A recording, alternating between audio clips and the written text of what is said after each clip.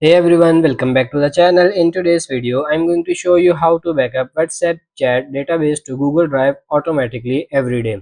So it's really simple and easy. First of all, you have to make sure that you are using the latest version of WhatsApp. So if there is any update, just make sure to update it to the latest version.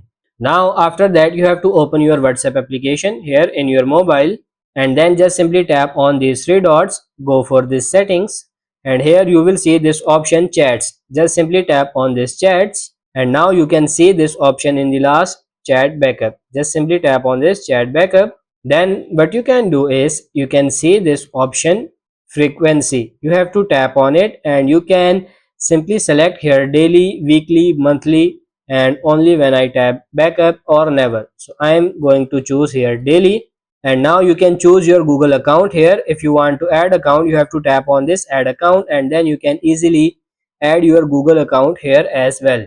And then you can include videos, or you have to toggle this on backup using cellular if you want to backup on cellular data. Then simply tap on this backup and now your backup on WhatsApp will be on daily basis to your Google Drive.